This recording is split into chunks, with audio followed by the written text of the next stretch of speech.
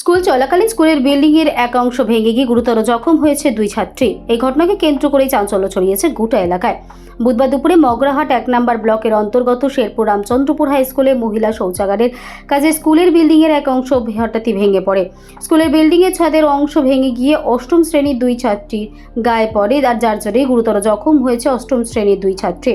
এরপর তড়িঘড়ি স্কুলের শিক্ষকের ঘটনাস্থলে ছুটে আসে এবং গুরুতর জখম অবস্থায় দুই ছাত্রীকে উদ্ধার করে চিকিৎসা করানোর জন্য ডায়মন্ড হারবার জেলা হাসপাতালে নিয়ে আসে।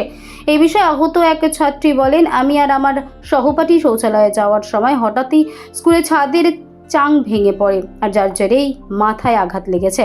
এই বিষয়ে স্কুল কর্তৃপক্ষ তিনি জানান, হঠাৎ করে এই দুর্ঘটনা ঘটেছে। আমরা আহত ছাত্রীদেরকে চিকিৎসা করানোর জন্য ডায়মন্ড হারবার জেলা হাসপাতালে নিয়ে এসেছি এবং স্কুলে পঠন পাঠন বন্ধ রাখা হয়েছে। স্কুলটির সংস্কারের জন্য ইতিমধ্যে ঊর্ধ্বতন কর্তৃপক্ষকে বিষয়টি জানানো হয়েছে।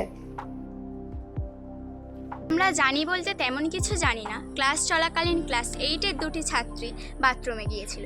বাথরুম থেকে বেরোনোর সময় তাদের মাথার উপর চাই ভেঙে পড়ে এবং তারা গুরুতর জখম হন। তাদেরকে নিয়ে শিক্ষক শিক্ষিকারা হাসপাতালে যান এবং সেখানেই তাদের চিকিৎসা চলে। স্কুলের নাম কি? স্কুলের নাম শেরপুর রামচন্দ্রপুর হাই স্কুল, তোমার নাম উচ্চ কি? মাধ্যমিক। এটা এখন আপনারা দেখতে পাচ্ছেন, এটা হলো শেরপুর রামচন্দ্রপুর হাই স্কুলের এখন অবস্থা। স্কুলটার অবস্থা খুবই খারাপ, ঠিক আছে। এই অবস্থাতেই ছাত্ররা ক্লাস করছে এবং স্যাররা খুব ভয়ে ভয়ে আছে। যখনই দুর্ঘটনা ঘটে যেতে পারে, দেখতে পাচ্ছেন আপনারা এতটাই খারাপ অবস্থা যে স্যাররাও ভয়ে ভয়ে রয়েছে, ঠিক আছে। সরকারের গাফিলতির জন্য এরকম অবস্থা। সরকার যদি এইখানে